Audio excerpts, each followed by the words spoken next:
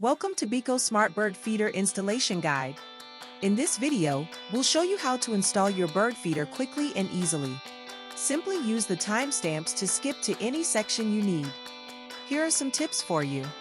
First, we recommend downloading the Kiwibit app and connecting the device before you start the installation. Before you start, make sure you have all the tools and accessories you need ready.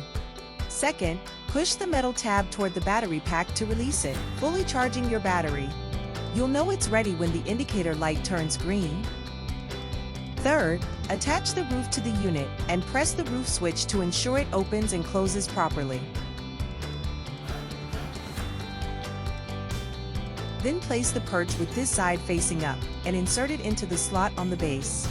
Then, tighten the 4 screws. If you don't need the perch, skip this step. Now, let's begin installing your bird feeder. For pole mount, attach the pole mount bracket to the bird feeder.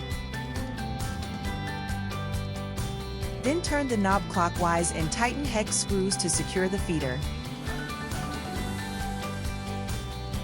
For wall mount with screws, use the position sticker to mark the holes. Then secure the wall mount bracket to the wall using a 5/16, 8mm drill bit. Next, slide the bird feeder onto the wall mount bracket. Secure the hex screws.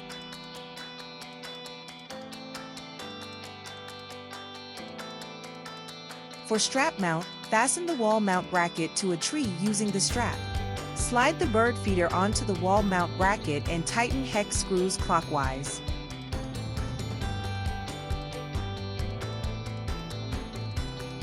To install the solar panel, starting by assembling the solar panel bracket. Then rotate the 2 brackets to attach the pole mount to the wall mount. Turn the knob clockwise to secure the feeder. Secure both brackets to the bird feeder with hex screws. Next, secure the solar panel to the wall mount bracket using hex screws.